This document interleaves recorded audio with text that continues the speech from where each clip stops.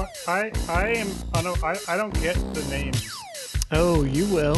Chris, the kicker is the last one and the first one should be the most informative. But we'll figure it out as we go along. Actually, that makes me want to start now. Okay, here we go. 5, 4. What I want to know. Hello and welcome to episode 106 of the GameBrew podcast, the bi-weekly video game podcast where we sip delicious beers, discuss video games, and right now you can spend $5.99 for 1,000 GameBrew coins to buy 3-star level podcasters. Wow, that's such a deal. I am your host, Ian the Prince Richard, and today I am joined by Chris Richard Miller Writes. Yeah, I still don't get it. Just wait, it'll come to you. Dan Sergeant Cortez Rots. I get it either, but I'm great. I'm happy to be here. Okay, this should be the one where everyone gets it. And our own Mistress of Time, Allison Nosdormu Van Devender.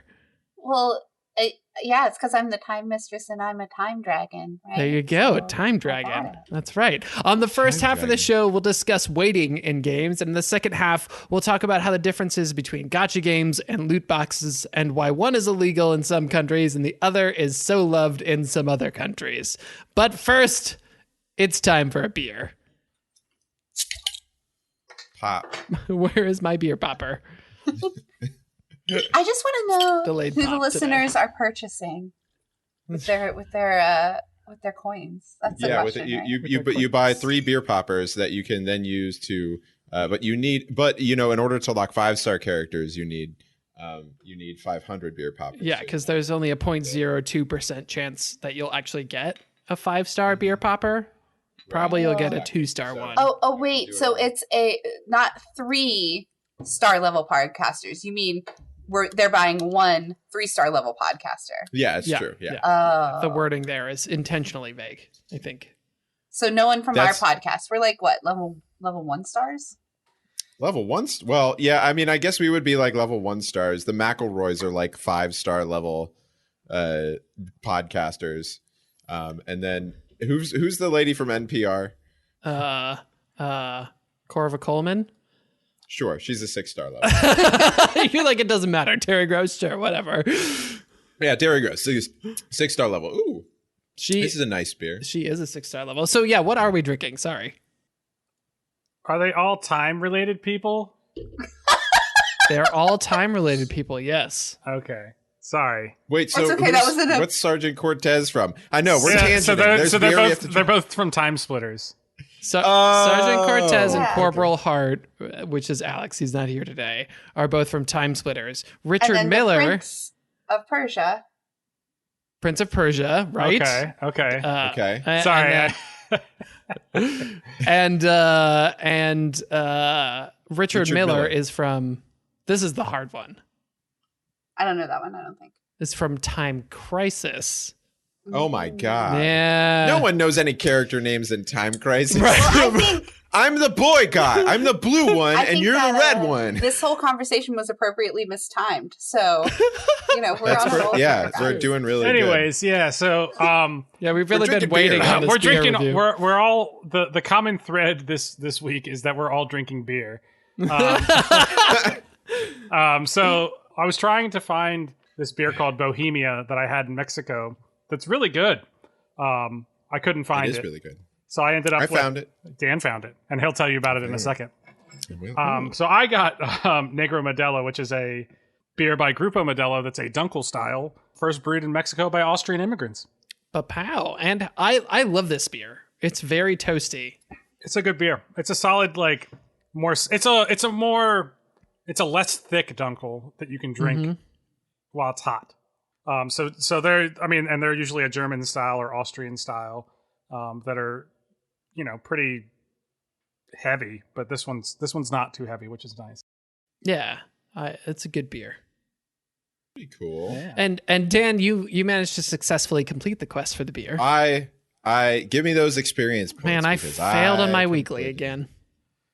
It's okay. You remember the first 25 episodes whenever we actually all were able to drink the same beer? That was pretty cool. And then after that, it's just like, wow, we didn't think about national distribution or anything like that. We ran out of Deschutes flavors to drink. Yeah, this is but Bohemia is really good. It's kind of got that malty sort of flavor. It's a pilsner, but it has like this really nice sort of sweetness almost to it. Like whenever you're drinking it. Can you hold it up for the folks at home? Hold it up for the folks at home. Can you hold it up for the folks at home? Oh yeah, sorry. Describe its color and heft. Wow, that is so bright. I would call that star bright, I think. It's star bright, starlight. Put this beer in my mouth tonight. I too enjoy beer themed Earth, Wind, and Fire. But it's good. I mean, like for a pilsner, it doesn't taste as bitey. You know how sometimes you drink a pilsner, it's like light and super bitey. fizzy and It's not as that. It's a little bit more kind of relaxed. Yeah. And it smells really good too, which is nice. That sounds beautiful. And I'm drinking speaking of Deschutes, I'm drinking the Deschutes fresh squeezed IPA because I just couldn't spend any more time away from Bend, Oregon, which is a beautiful place. In case anybody ever wants to go there, it's wonderful. The IPA I have not yet tasted, but it's a beautiful amber color with a nice light head on top. So let's see. Yeah, that's not how you drink beer. That's not how you drink beer. What are you Pretty doing? sure that's how they're supposed taster? to do it, guys. Pretty sure. I don't agree with you. So, I mean, the main question that everyone at home wants to know is the chuggability. The chuggability level. I mean, mine is fairly high. Yeah, this is a fairly high chuggability level. Mine's pretty high too. So guess we're gonna get a little buck wild here. I find myself drinking a beer with low chuggability just because it's a lot of hops and a lot of flavor and not something that you necessarily want to chug, that I would want to chug. But like, I feel like chuggability is so personal. Yeah, it's such a personal thing. I know, it's hard for me to make a judgment. I think everyone could say that a beer is chuggable to a certain extent, but there are certain more specialized beers that can only be chugged by certain people, I think, if that makes sense. That's true. So there's like universal chuggers. Yeah, Natty Light is a universally chuggable beer. Right, but then there's some that you kind of have to spec into. Yeah. Spec into. Exactly. I got to put all my experience points into the dark beer chugging. So. Oh, that's a great segue, actually, into our first topic. So, what are you playing this week, Ian? Oh, so what I'm playing is how to be a bad podcast host. Thanks for asking, Chris. You were gone for too long. Editing the last episode was the funnest thing. A little brutal. It was the Dark Dark Souls of a podcast edits. It wasn't. Thanks for that $1, by the way. Thanks. You're welcome. What I've been playing this week, I'm a little embarrassed by all of this. I'm going to say like No Man's Sky, which is actually so good right now. Yeah, there's a lot of cool stuff that they added to that. That game is in a great place. I finally feel like I'm like exploring and discovering new things, and unexpected things are happening, which for No Man's Sky is pretty unexpected. And a lot of Valheim, and I ranked Diamond in Rocket League this season. Wow. Boom, so baby. Cool. Yeah, so feeling good. Feeling good about that. Yeah. You've been doing some stuff this week, huh? Been busy, yeah. What about you, Chris? What have you been up to? So I took a break from that one Total War game and played a different Total War game. Total War Attila. Played that some, and then Tyler convinced me to play Crusader Kings 3 with him. Oh, yeah. Which is like Total War for adults. Okay. Please explain, because Crusader Kings is one of those games where I do not understand the gameplay loop at all. Like Civ, I understand. Like you get resources, you build units or build stuff, you expand. It's Civ, right? Yeah, so it has that, but it's also more focused on the relationships you make and less about combat and more about like the management of a kingdom. So like you have duchies and earls and like you have to like regulate how much control basically you have over your subjects and kind of have all these things that you have to balance all at the same time. It's like it's like juggling. But like, what's funny is with peasants, the closest juggling peasants. The closest thing in my mind that comes to this in a video game is Reigns, which is probably the exact opposite. I mean, I haven't played that, but maybe, yeah. But it's the learning curve is crazy. Like there is just I tried it once, like a couple years. Crusader Kings 2, I tried a couple years ago, and I tried it for like 5 minutes, and I was like, there is too much, and there's not a good enough tutorial, and I don't want to spend the time that it's going to take me to fucking learn this game to actually have fun with it. So learning it with a friend was much better. And basically we started in Ireland and took over Ireland. And now we're starting to expand into Great Britain. So it's interesting. And it definitely helps having a friend who knows what they're doing a little more. Sure. We're still both trying to kind of figure out some things, but doing that kind of helps. And we're playing on easy, and we're playing like with like super powered starting lords and stuff. And we basically married our families together. So we're having like a ton of really strange relationships. Brother sister, king, queen situation. Yeah, no. So like my son and heir is also a brother-in-law. Ooh. Oh boy. Yeah. So that's how that's going. But because of that, we have all these great traits that are overlapping, and those can be passed down to our kids. I mean, that sounds like royal family. Yeah. Yeah. So it's just got a lot going on, and I'm still kind of digging into it. But that kind of led me to play another Total War game that's set in the British Islands at the same exact time that we were in. So like kind of going back to a little more familiarity with more of the combat side and less of the management side. That's cool. Yeah. Allison, what have you been up to? We got to level 31 on Friday in the word game. Woo! Which was really fun on stream. So what is the word game? It's Words on Stream is what it's called. So what is that? It's just an anagram game where we all work together. And as the streamer, I'm kind of like guiding everybody on what's happening as they're typing feverishly and trying to get words in. So it's chaotic, and it gets really, really tough at level 19. So I'm super impressed we got to 31. It's a lot of fun. So we did that. As soon as those words start being like, when you can't see what the words that you get are, it was the hardest that I was about to say it's the hardest I've ever been, but that's not what I meant to say. That's different. It was like it's so difficult. It is a lot easier like to understand how the game works when you use like the app or like the scan the QR code version of it. Yeah. Like if you just type it in chat, I was having such a hard time being like, I didn't understand what the locks were. Yeah. But now I do. Yeah, it takes a lot on me to make sure I'm guiding you guys right, which I end up actually playing the game and then I stop guiding the way I should. So yeah, it's been a balance for me and learning what I should be doing in my role for that game now. But yeah, it's a lot of fun. And then I tried DC Universe Online. Ooh. For funsies. And how is that? How'd you think about decade-old MMO faring? I just want an MMO. I'm desperate. I'm trying so many things. It's hard. I hear Phantasy Star 2 is fabulous. I've heard played that. ESO's gotten better. I'd have to see why it's gotten better, I guess. But I've tried that before too. So DC Universe Online, it's ancient. But it still has really good reviews, so I was kind of shocked at that. So I thought I'd give it a try. And I didn't get very far before I just kind of fell off. The character creator is actually really, really fun if you've never done that in that game. Nice.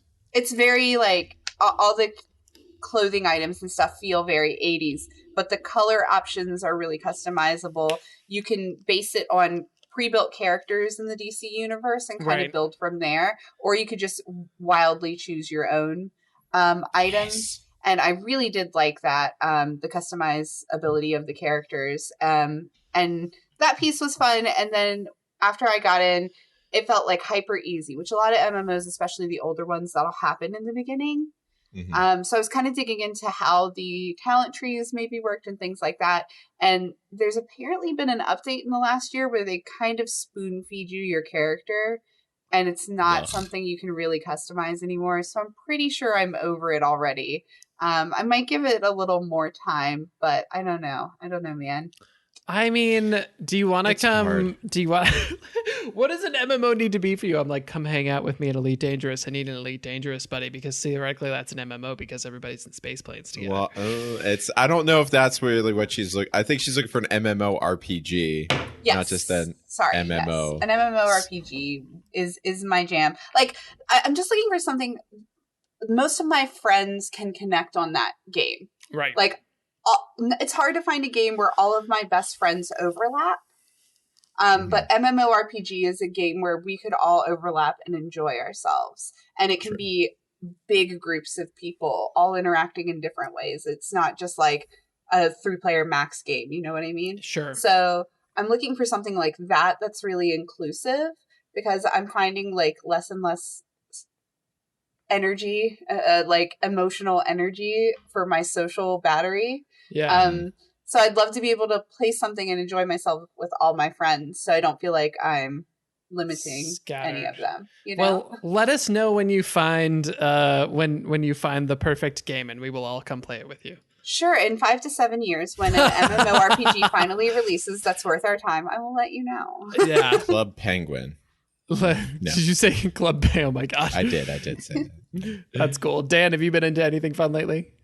I have. I have 3 Bwap Bwap Bwas. Oh my gosh. So one is 2 are very short and one is medium. The first one is Tetris Effect Connected, which is Tetris, but it has there's like it's kind of like you have like different challenges you can do. So you could do like just play Tetris, or you could do ones that have special different block lengths, that kind of stuff. And there's a campaign where you go through, and it has, if you've ever seen Tetris Effect, it's basically like the chillest Tetris you could ever be, because there's like changing ethereal pictures behind it. There's like club and relaxing house music and like themed music that's playing while you're doing it, and like the blocks change colors very affectionately. If you were high as balls, it would be really fun to play, but it would be hard to play. But I finished the like journey mode in that, so blah blah blah blah. Then I played a very interesting game called Unto the End, which is a 2D side-scrolling adventure / combat game. Basically, you play a guy who is away from his family, and he's just trying to get home. It's kind of Nordically inspired, where you are... And the theme of the game is like you have to combat things and solve puzzles, but everything that you fight is way stronger than you. So you can't like overpower stuff. You have to think about everything in a way like of like attack and defend and like react to what their attacks are. It totally looks like a visually appealing game for Allison. Is it as gorgeous as I think it is? It's very pretty. It's very frustrating sometimes. It is, because it's made to be that way. It's made to be like really like you're trying to get home and do all these things, and all of these things will kill you. And it it's reminds very me dangerous. Of Roki. Yeah, it has a very similar sort of art style to that. But there was like one time when I was playing it where I was like fighting this thing over and over again, and then I died like 27 times, and then I was like, there's got to be a trick I can't see. And then I looked at my inventory, I was like, oh, I have this thing, and I like walked up to the guy and I like presented the item, and he was just like, oh yeah, go ahead. I could have done that the whole time. But also there's like, you could have not found that item and had to beat the guy at combat. So interesting. Yeah, I mean, it's very it seems like a really cool game. What is the punishment for dying here? Is this just like you have to walk back to the point? You just have to walk back to the point where you are. Okay.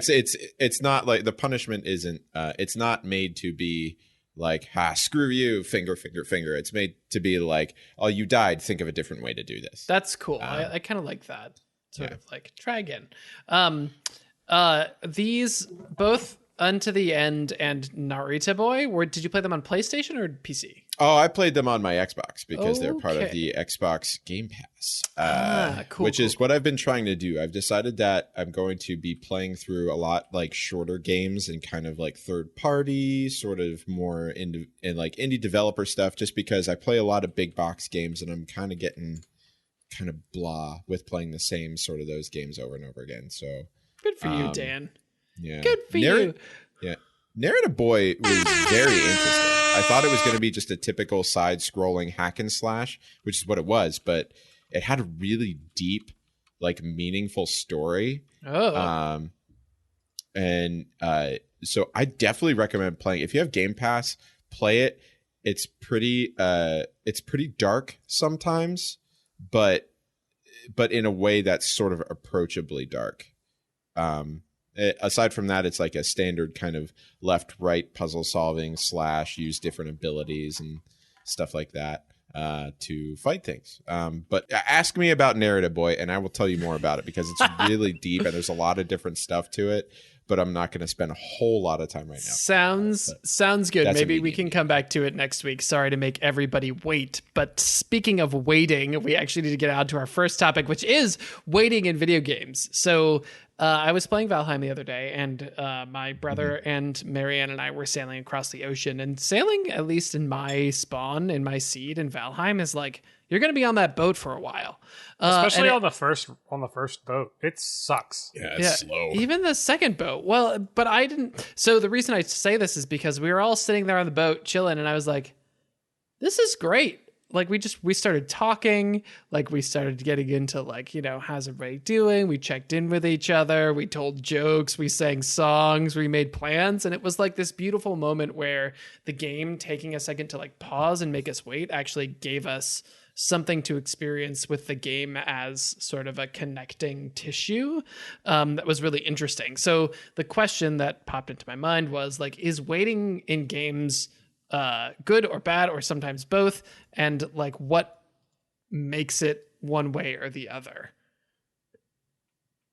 So yes. So I don't know. So my question, maybe we can go to Allison first, is like, have you ever had a similar experience where just like waiting for a game to do something or waiting in a game has been central to like how you appreciated it? When I think about waiting in games, I kind of think about games. I know none of you are going to know this game, Shop Titans. Carrie and I play it. Oh, I know this game. And it's a game where you kind of have to like time the different tasks you're doing, and each task takes a certain period of time, and like building up your city, upgrading things takes a certain amount of time. Think more relatable probably to everybody is a game like Farmville back in the day. The Facebook games where you did something and then you waited. Right.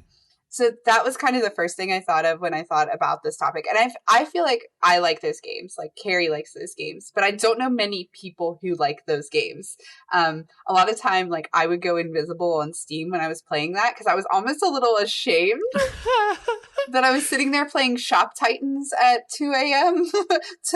after playing for like 3 hours. And it's a really calming game for me. Like it's a real zen, like right before bed game experience, which is kind of how Valheim is for me. A lot of that game is waiting. There's a farming aspect in it. There's which takes time. There's cooking, fermenting things, that'll take time, and just managing all of those tasks, but also, just traveling and exploring. Like you said, there's parts of it where it's like, we can't do this. We need to kind of take a minute. Yeah. And I really like that. I enjoy it just from games are all fast paced anymore, in my opinion. The popular ones, at least, like waiting on queues irritates people even, like for these games, for these quick feeling games.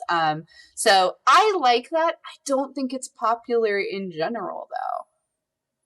Yeah, it's interesting, and I like all the things that you brought up made me think like, well, like what is the idea of waiting really, right? Because we like, even though in Valheim we're generally just sitting there, there's also like, I'm doing something, I'm adjusting the sails. They're doing something, they're looking at their map. So it's kind of like semi-active waiting, and that seems to be what successful waiting in games is. Like there's something to kind of keep you in it a little bit.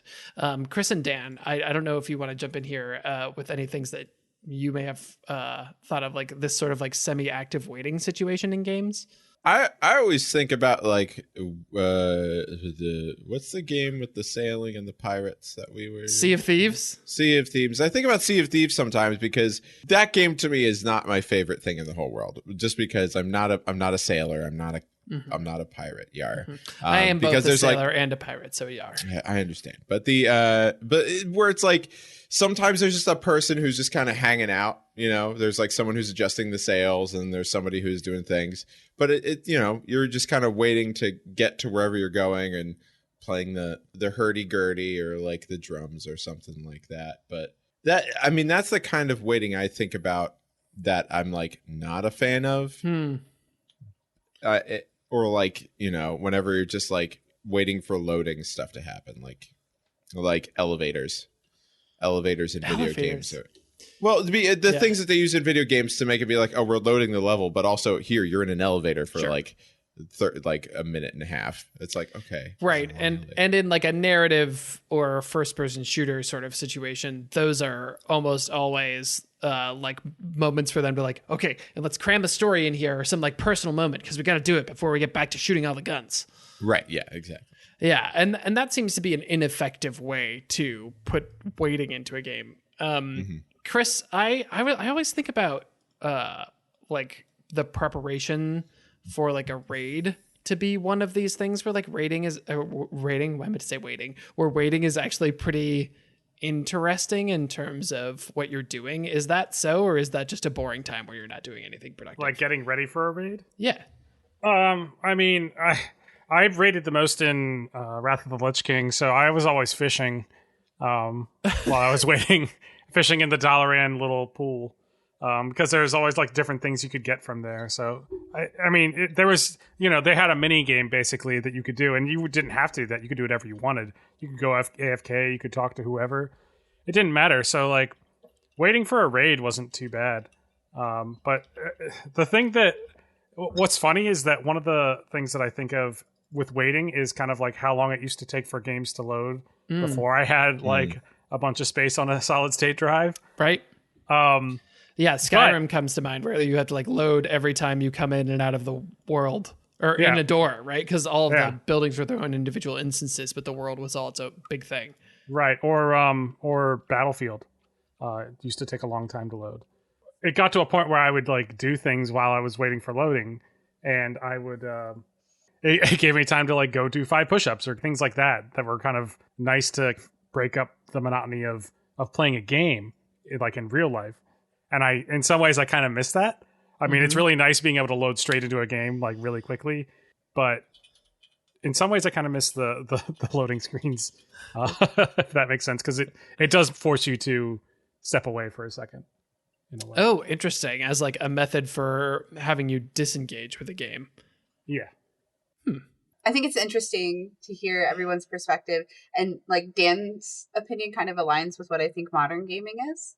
And I think it's interesting that Chris mentioned, you know, gaming when we were growing up, maybe, and how it was different in a lot of ways to now. I think it's not that we had more patience in games back in the day, but we had to. Like, that's all we knew, right. You know? That's just how the games were. Like, the games needed that time, or our hardware needed that time, or the limitations of whatever we were doing needed that time. We had to switch discs. Like, there were lots of factors that don't exist in modern gaming. And I think about kids, especially. And I feel like children have to have instant gratification games. And the second that they're waiting, they're losing interest and moving on.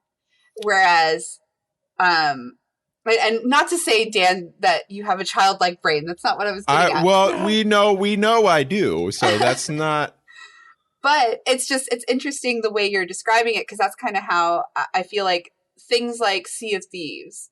I would love to see the age demographic of that game. I bet you it's older. Because it has things to play like that versus maybe Fortnite, where it's like Q, play, or Call of Duty, where it's that kind of environment. And that's what's really popular now, is just like that fast, hit. Yeah. And anytime queues are long, people just move on and they're like, I'm not playing this anymore. I'll move to something else. And I see that in League a lot with my friends where we'll be waiting for a game and it's like taking, 5 minutes to get into a game. And it's like, that's too long. But I like that time for social interaction with the people I'm hanging with and stuff, or, just taking a break and chilling out between games. But a lot of people see it as a waste of time because time is important and it's important to all of us.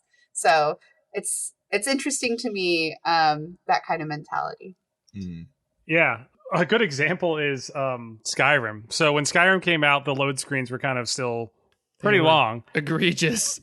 Right. And so to kind of make it a little better, they made it so you could move the little object around. I forgot about that. And then they also had tools like little tips and stuff. And now you don't get to see the tips anymore. So you probably are missing out on things that are someone that has like a slower computer or is playing on older hardware knows that you don't. Yes. The number of times that I turned around that gold coin to like look at the edges and the back and the dragon on it. Oh yeah, the dragon on the pile of stuff that I've spun. Oh yeah, that was a good one too. There was a game that I played in my teenage years. It was for PS2 and it was I've put my Invisalign in. If you realize that my voice sounds different or I'm lisping more, it's because I have my Invisalign in. That's now great, I finished Dan. the 2 beers, so now I have to keep these in. But there was a game. It was by Atari, and I think it was Test Drive. And whenever you had a loading screen in it, because they're pretty long, it was like for the time, it was like, oh, it took a while to do there. You could play Pong in between, like during the loading screen. And that was my favorite thing ever because me and my buddies would be like playing racing games. We'd be like, oh, go play Pong. I'm going to kick your ass in Pong before I kick your ass in this race. And then he would beat me and be like, well, damn it. At least I won Pong. Well, so that lends like a little bit of what I was trying to get at with this topic is like part of the waiting is that maybe it disengages you from part of the game, but like that disengagement can actually be a really positive thing when it allows the game to like be present in what you're doing or like act more as an intermediary between you and another person instead of being the thing that you're interacting with. Like that moment in Sea of Thieves where you're all on the boat and somebody's playing the drums and somebody's playing the hurdy-gurdy and somebody's playing the guitar and somebody's sailing is like built for, hey, you've just been on an island doing stuff. Now interact with each other. Spend some time together. And I think that's really cool.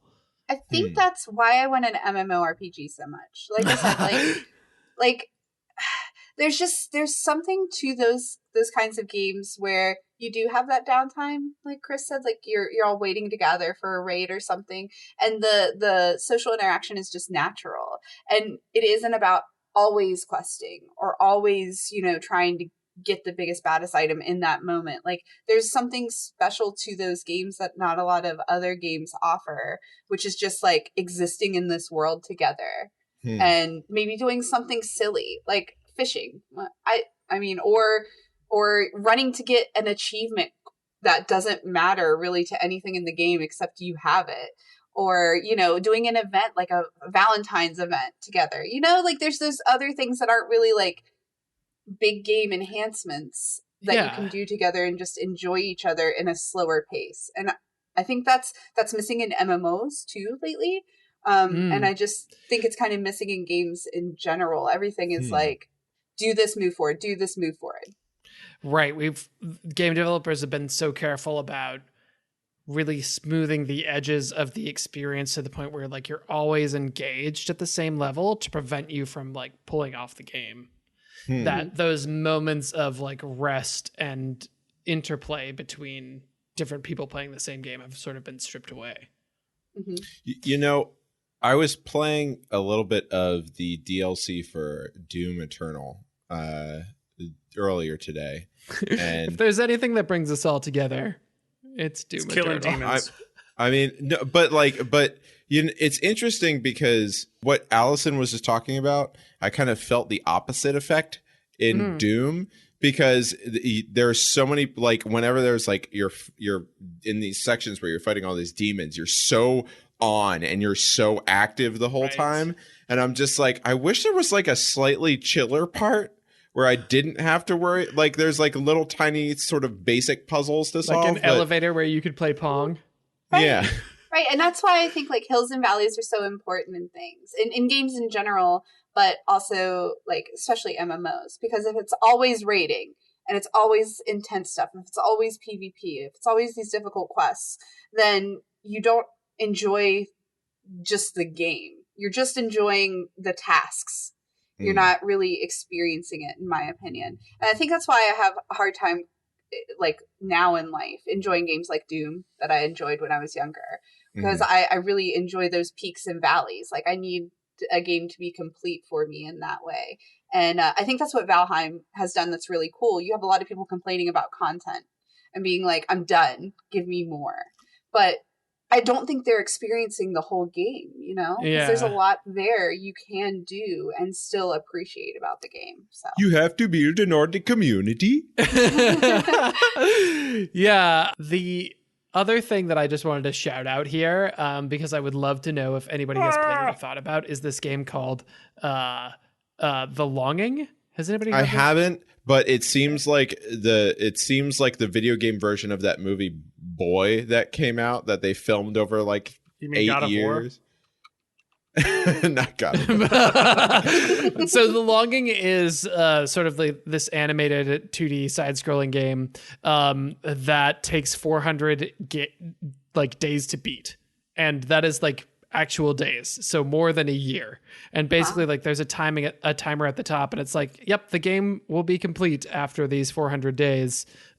You can explore if you want, but it's going to be 400 days until it's done. It turns out that like within the game, they're actually the kind of like actual game is to explore this big sort of derelict castle and build up your little room so you're more comfy, and then days actually turn faster. But really, it's like the game takes 300 and some actual human days to complete.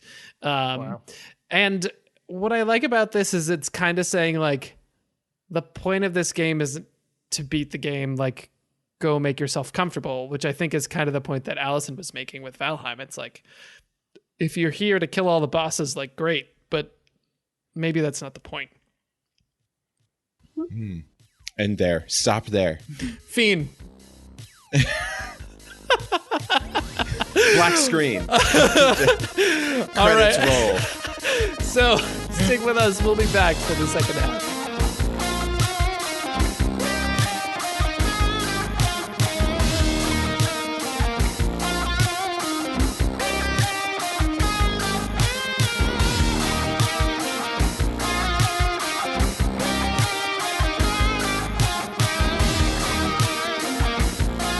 Hello and welcome back to the second half of the GameBrew podcast, episode 106.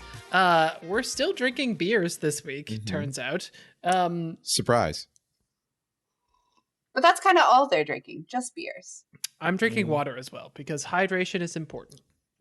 Hydrate or dihydrate is what I like to say. Yeah, that's a good one. Nice, perfect. If Nice. I blink 3 times, podcast listeners, save me. They can't see your face. They won't know how to do that. It's because your camera's off. That's my cry for help. It's because the camera's off. But the beer's really good. If you heard me mention earlier, I have Invisalign, so I can't drink beer. Yeah, we know, Dan. You have Invisalign. We get it. Jeez. But I can't drink beer or alcohol or anything with them in. So You can. You just shouldn't. You shouldn't. But what's been happening though is so I take them out, I drink beers really fast, and then I put them back in, and then I'm just like, why am I so drunk? It's like, oh, because I just chugged 3 beers in like 10 minutes. And Nice. And that's been what my like High chuggability. but it's we should make a shirt that says high chuggability. Dan, tell us about the beer that you were chugging this week. No, I mean the Bohemia is like really good. Like of like the cerveza sort of like beers, like this Pilsner, the Bohemia Pilsner is brewed in the Czech style, but because it's so sweet, like those malty flavors it has, it's really good. Like I could drink this all the time. I also drank a bunch of Sol while I was down there. And that's way better than Corona. Interesting. So you got soul. Are you also super bad?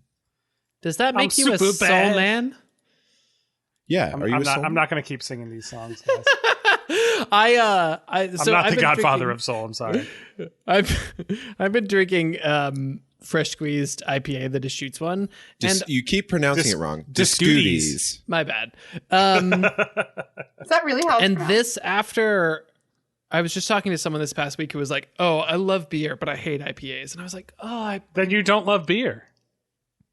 I just feel for you because you know what happened is someone put like a triple in front of them and was like, "Oh yeah, IPAs are the cool thing," or like someone gave them a stone IPA and was like, "This is what IPAs are." Overhopped something, and they were like, "Oh, this is gross." So Deschutes Fresh Squeezed is, I would say, like a moderately hoppy IPA when it comes to IPAs and their hoppiness.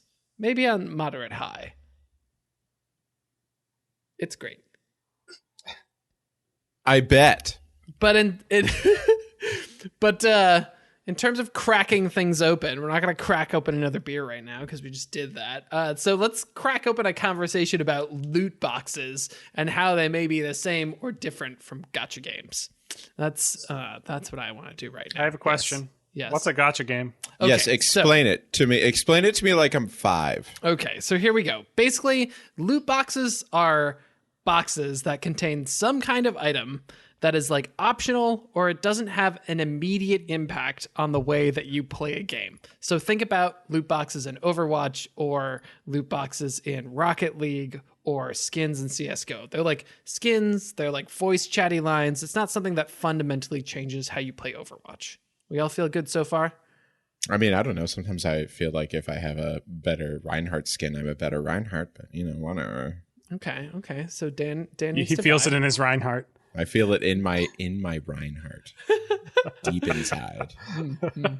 You need to tone it down there, Dan, instead of hammering down. Don't you tell me to tone it down.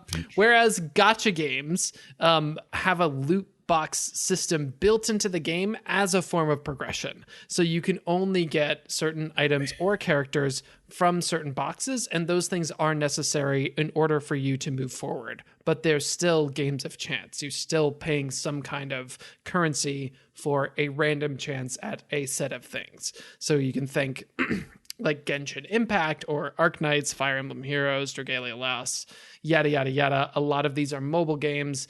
There's, Marvel spinoffs and DC spinoffs and all that jazz. But that's a difference that we're drawing, at least, between loot games and gacha games. The word gacha, just so everyone knows, came from gashapon, which is like their Japanese chance, like physical games where you put money in, turn it, and you get a little toy. And those became popular in Japan. And I know everybody's probably seen them around here, but yeah, you've seen them in like grocery stores where it's like, I want a tattoo that says butts, but rad. But they're like actually unlike Western culture, they're actually really cool little like worth something items. They're not just cheap stickers. They're pretty cool collectibles. Oh, is a Kinder Toy a gacha game? Kind of. Can I tell you about, there's this one thing that my niece really loves. They're like tiny brands or something like that. I know what you're talking about. Yeah, they're really popular on TikTok. It's where it's like those are chance games things. Yeah. Yeah, it's like a little egg and you open it up and it has boxes. and it has inside, it has a random assortment of like tiny versions of real products. So like it's like a little box of Spam. It's like grocery items. Yeah. And it's like, I've never seen a 7-year-old get so excited over tiny Spam before. But wait, is there actually Spam in there? Yes, she got Spam for Easter. But like she could eat the Spam. Well, not the Spam. No, you can eat the Spam, but it's like. Well, the ones I've seen, they're containers. So it's like a little product container, and then you open the product container, and there's a little character Spam that would be inside. I don't know if that's the ones she gets. I don't think so. I don't think that's how it works. Okay. I think if you open it up, there'd just be plastic. I'll show you guys pictures later. But anyway, yeah, the mystery boxes kind of are similar to this and got really popular over the last several years. Yeah. Got it. So anyway, the distinction, to wrap all that up, the distinction that we're drawing between loot boxes and gacha games is a loot box is usually some kind of like item that doesn't really change what you're doing. It just is like a skin, something non-vital to the game. Whereas in gacha games, that box opening process is fundamental to the game itself.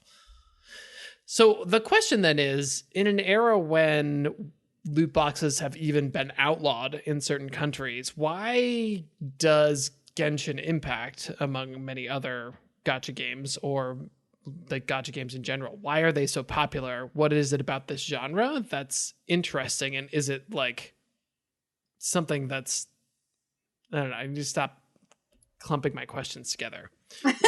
Why is Genshin Impact so popular?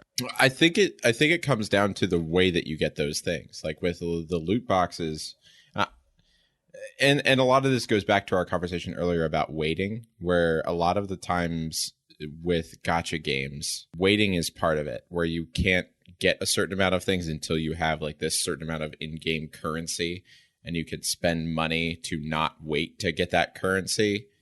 Versus loot boxes where it's like you can spend money to get a bunch of them and just start opening them up randomly. But with the gacha games, you spend money to like have the chance to open up more things that might do things differently. So it's like, I don't know why it's just different in the way that it's like, you can buy these things or you can buy something to make your chance of getting these things better. I don't know. I played a lot of Marvel Strike Force, where it's like you have these teams that battle, and it's like a lot of it is just battling over and over again to get little tiny emblems that you would use to get 15 of them to unlock a new character that you can use to fight. Yeah, I did the Star Wars version of that, Star Wars Galaxy of Heroes. Yeah. So, okay. Ian had loaded questions. I'm going to try to drill this down into a reasonable way for my brain. To start, I think that loot boxes have the worst name in gaming in Western culture. I think that's the most talked about thing that I see, at least in articles, is because I think they're more popular games like Fortnite, right? Mm-hmm. Sure. But so gacha games really started existing in Japan, gacha video games in like 2004. But in the 90s, I'm just going to say we played a lot of gacha like trading card games. That's true. Go on. With physical cards. And that's really what that is, right? You're just opening actual packs of Magic the Gathering cards and hoping you get what you want. So in ways, we were gambling back then with those things. And then in 2004, they started creating those games. They became very popular. In 2012, there was a couple companies that were doing what's called a complete gacha. And that's where the lawsuits started happening. Players really thought, it was unfair practices of how the games were being played. So people were spending thousands of dollars potentially because they had a system where you had to get 5 of these rare cards in order to get the massively rare card. So you had to collect these 5 and then get the one really big rare card you really wanted. So you were spending like ridiculous amounts of money to get to that point. And those were the things that were outlawed as unfair. And those don't exist anymore. And now gacha games, I think, have regained their standard of being okay again. Whereas loot box games is more new and popular because it's a different look at this kind of style of game. And like you said, it's not necessarily a required feature in the game, but it's how you get customizations, and it's real shiny, and it kind of feeds that gambling need a lot of people have, which is where the issue is coming in, is people are really looking at it as these games are targeting children and it's involving gambling.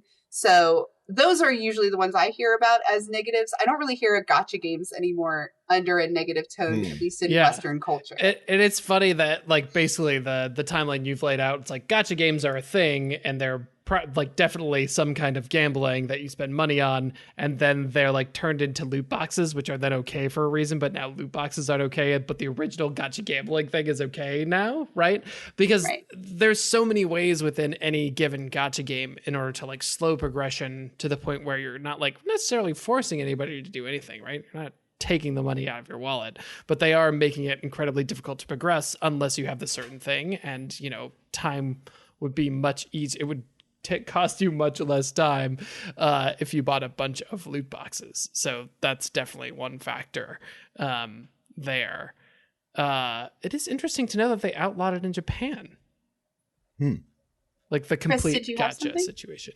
Yeah, I mean, in my head, I get more frustrated with the gacha style gameplay than loot boxes, personally. Just because gacha gameplay is totally random and most of the time can require you to pay money, whereas I never have to pay anything for loot boxes. I don't think I've bought any skin with real money in Overwatch or Fortnite ever, and I don't have a need to. But with gacha games, I mean, I definitely paid some in Galaxy of Heroes just because I was getting stomped all the time.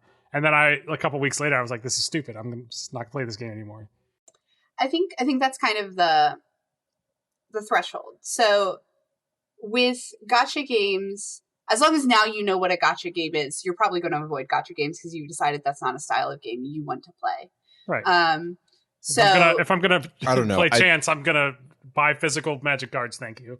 Sure. I don't know. I actually re-download Marvel Strike Force probably once every 4 months or so, just to keep going. But some people like that. Some people like that style and some people don't. And I think that's it. When it comes to gacha games, that's the game. You either play it or you don't, because you either like it or you don't. You like the thrill of the gamble, or you like that kind of a chance that you could be better than other people just by your luck, maybe. Those kinds of things. And in a lot of gacha games now, one of the ways they legally skirt around it is you don't have to pay to get these things, but if you pay, you get them faster, or you have more chances, right? And that's where that waiting stuff comes in, where it's like you can wait for the money, or you just pay us for it, and then you go fast. Like what Battlefield did. Yeah. Mm-hmm. So there's that. But with like loot boxes, they're usually tagged on to games where the loot box system isn't really something anyone even knows about until they're already playing the game. It's not called a loot box game. You don't get Overwatch and go, oh, I'm getting this because it's a loot box game. You get it because it's a first-person shooter or a third person. What is Fortnite? Sorry. Fortnite's third person. Third person. I don't. But it's a battle royale. That's the yeah. But that's kind of, I think, the thing where people are having problems with it, because lots of kids are playing it because it's a third-person shooter. A lot of kids don't play gacha games because they're quite boring in lots of ways, because there is lots of waiting involved and just luck. They're frustrating unless you have money. Right. And a lot of times a lot of times they're very tactical games too, where you have to like build a party that makes sense and things like that. So that's not really geared towards children, and I think that's the problem with loot boxes getting the rap that they have. They're usually games that are geared towards children and also have a big pay factor to getting cool stuff, which kids love. I'm an adult and I love cool stuff. So just to wrap that up, the issue then, what you're saying isn't so much that loot boxes are like less bad in terms of what they are than gacha games. It's more that they're more directed at children. I think that's it, like, personally. That's kind of why I wanted to discuss this and see what you guys thought, why you thought loot boxes had this, like, crazy stigma. But for me, that's kind of what I'm viewing it as. They are games that are usually heavily consumed by children, too, and they're enticing kids to gamble in ways. I mean, I think there's a point to be made with some of the interactivity in terms of the gacha games on phones, at least, where it's like, actually, I mean, I don't know. Like, unless you have that character or unless you have that specific thing, it is really hard to progress. And so to me, a child that has like the ability to realize that and know like, oh, I can go ask mom if I can spend $5 on Arknights or on video games and just see what I can get out of it, right? Like, it's as long as it's on your phone and it's easy to be like, oh yeah, it's only $1. Can I do it? Boop. it's going to happen, right? But I think the big difference is that immediate gratification. I think with loot boxes, it's like you open it up, like you buy it, you open it, and there's a thing inside. With gacha games, at least the ones now that I'm used to, there's never been a moment where I'm like immediately gratified. It's always like thinking about the next thing that's going to happen, because you have to be like, okay, oh great, I got this amount of things, which I can then use to buy this thing, which one will lead to me to get this other thing later. But with the loot boxes, like it was like, oh, if I buy 7 of these, and I keep opening them up, then maybe one of them will have this thing that I want. Like I want this one McCree skin. So I'm just going to buy a bunch of loot boxes and open up for this McCree skin, which is different than getting things that are working towards getting something else, which is, I think... It's not really earning it, it's just getting it. Yes. Yeah. Whereas sometimes with gacha games, it makes you feel like you're earning it because you're getting more of this thing that gets you to a place where you get this stuff versus the opening it and like, oh, maybe I'll get it. Because kids like stuff now. I want it now.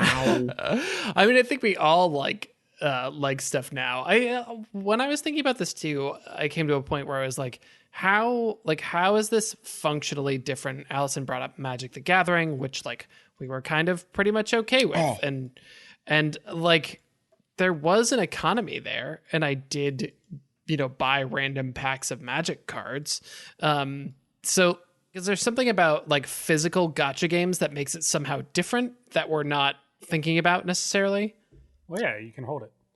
Well, yeah, it's a thing. Okay. I mean, have you been on Twitch recently? Because literally, I've seen so many people doing Pokemon card opening streams. And I feel the same thrill that they do whenever they get something that's rare. Because it's like it's a thing. You could put it in a card case and you. But I think that's it, right? So when we were growing up, we would buy these packs. Like every opportunity I had any extra money, I'd go get a Pokemon pack or whatever. Or Pogs, if anybody remembers Pogs. Oh, Pogs. Yeah, and open that and like get that instant gratification of a card in my hand that I wanted, or get the immediate disappointment of getting 7 magic cards, whatever, right. Like whatever was happening. What pack was that you opened? An imaginary one for the sake of the podcast. Oh my god, that's a worse packet. Did exactly. It just say it's like is that you bought it and it just says all magic cards? It's like, right. It can't be all magic cards. Oops, all magic cards. It's like buying a pack of magic cards and just getting lands. It's really the same thing. It's not any different, except we physically had those products in our hand. Whereas these are digital products, and I think it's harder for people to swallow that it's okay to put money into imaginary objects. Whereas these Pokemon cards, I remember my mom saying those might be worth money one day because baseball cards were. I mean, so she'd be like, and she was right. What a wise woman. What a wise woman. Keep good care of them. As I ate lunch over mine and slapped them on the tables and spilled water on them. It was just one of those things of like everyone had that idea of Beanie Babies, all of those things that these things were gonna be worth something later. So it's okay to put money into them. Yeah. And that doesn't exist in a digital environment. So I think that's in a digital world. Actually, what's interesting about that is it exists, but there's still sort of a scarcity problem because of how accounts work, right? So when I started playing Genshin Impact, I actually had not a god roll account, but a pretty good Genshin Impact account roll. And I didn't spend any money on Genshin Impact. I was playing for free, just opening whatever, loot box currency they gave me. But I got 3 out of the 4 most desirable characters. And so my account, I went and looked it up somewhere, was worth $250, $300 at some point. It's probably worth nothing now. Who knows? But there is that idea of resale in the digital space, but I feel like there's also a scarcity problem there because essentially what you have to do is here's all my account information, which is inherently a very scary and dangerous thing to do and something that people oftentimes aren't willing to do. Not to mention, in some games, that would be considered not okay to do. Like, wow. To sell an account. You might get banned if somebody found out you bought an account. You know, it can definitely happen. Like, WoW. They ban people for buying accounts in WoW. Yeah. Mm-hmm. What is Blizzard Activision use as a reason for why? It's like a security threat because you're sharing login information. Couldn't you just change your password?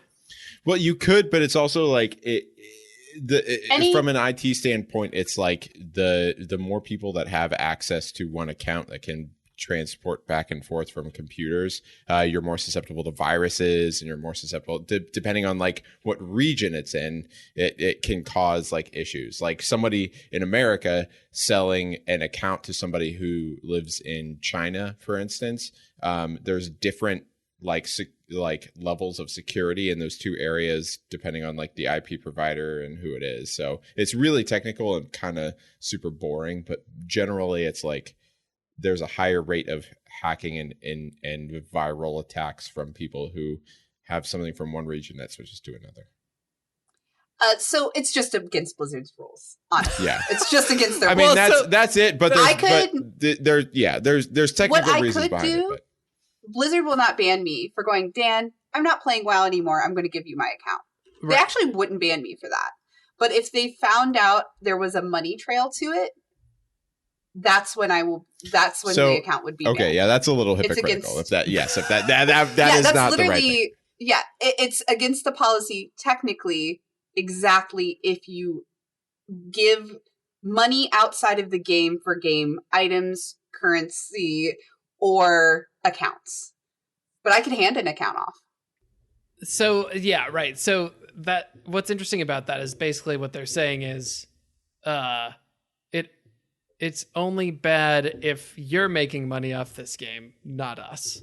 Exactly. But you also have to think about, sorry, I'm going to put my corporate Dan hat on. You also have to think about there's like this whole copyright IP thing. So it's like you can't make money for somebody else's like IP or whatever it is, and technically by selling.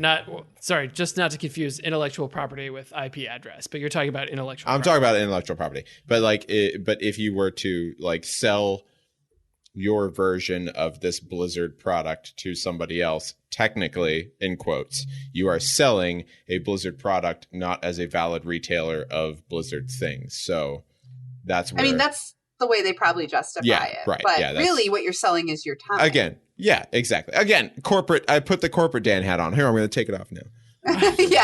I mean, that's a good point. Interesting counterpoint. It's not a counterpoint. It's just the corporate point. The hat's over there. I guess, like, how is that functionally? Now we're into a different topic. But I feel like I need to say, how is that functionally different from me going to a garage sale and buying Super Mario Brothers on an NES cartridge? Well, technically, you're not allowed to do that. So, that's why those companies are going away from being able to do those things, you know? Which is why physical copies of games don't exist anymore. and that's wildly unfortunate, in my opinion. And I think that's like the greed of the corporations more than anything. But again, that's a whole nother topic.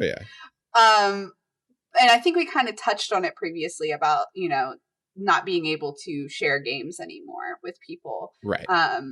But yeah, that's kind of the idea is putting money into something physical that you will never get a return on monetarily versus knowing you could potentially maybe one day, even though like my cards are sitting behind me, I have no idea if they have any money in them, but I wouldn't sell them anyway, kind of thing.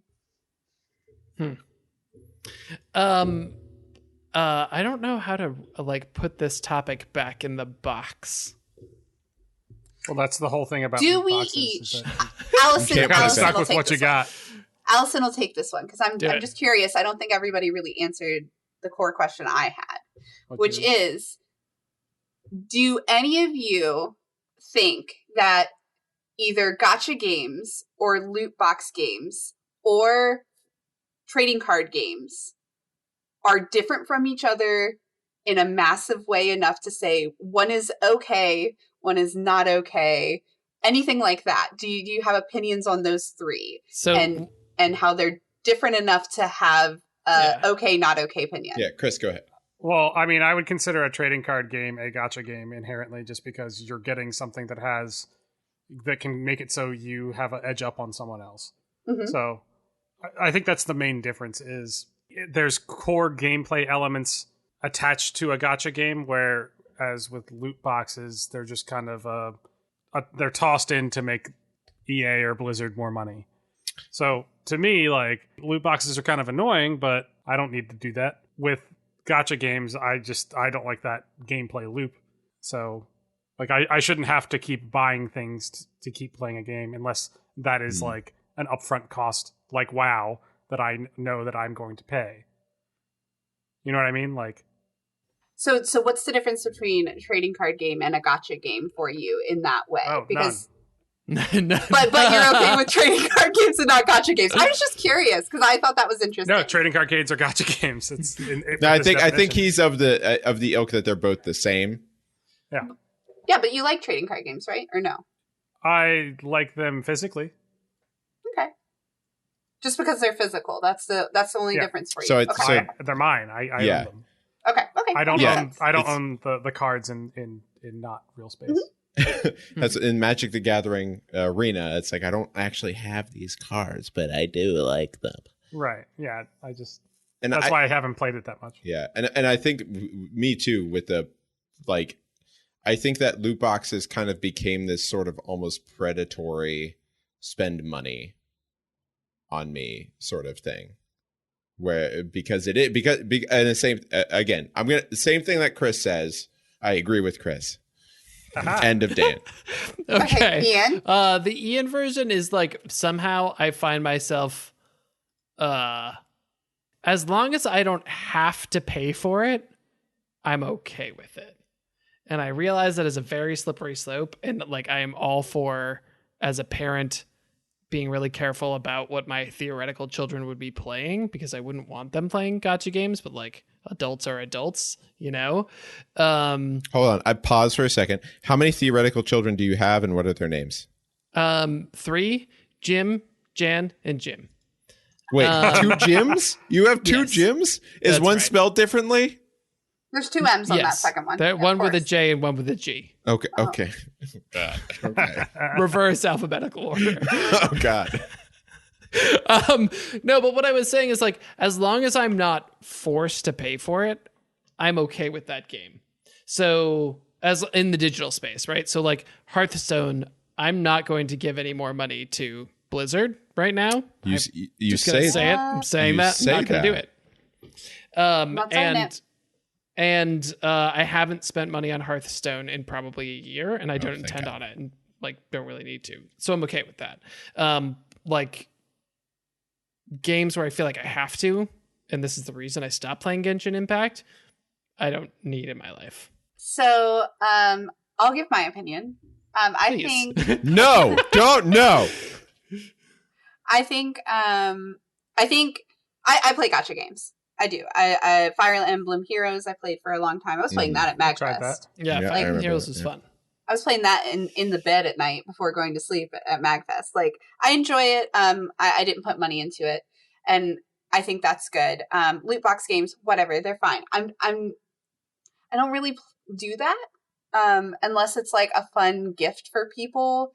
For holidays, like, I'll get them a skin, or in League they had mystery boxes, which was a fun kind of gacha thing to gift people during the holidays, things like that. It's really all I ever used them for. If I want a skin, I'm just going to buy that skin, and if I can't just buy that skin, I'm not playing a game to get that skin. You know what I mean?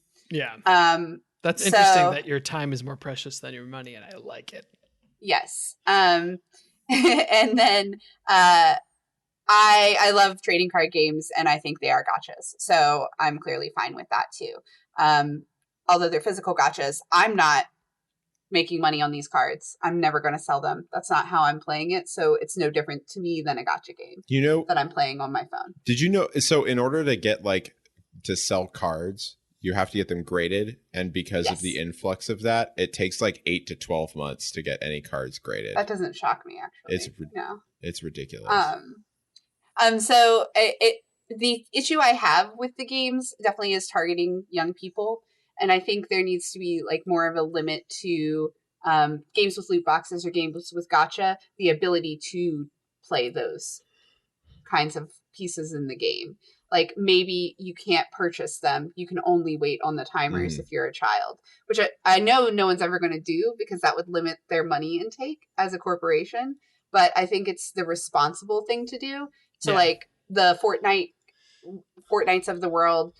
If you're 10 and under, let's say, you cannot use the loot box system because it is lottery. It is gambling, technically. Yeah. I don't believe that children should have that. I think it probably should be higher than 10, but that was just an example of like how ridiculous we don't have it good is like the aspect of I don't have children, guys. Ages. I just how about it's like you're 2 and then you're 15. We don't really know. You could drive a car, you can do your light gambling.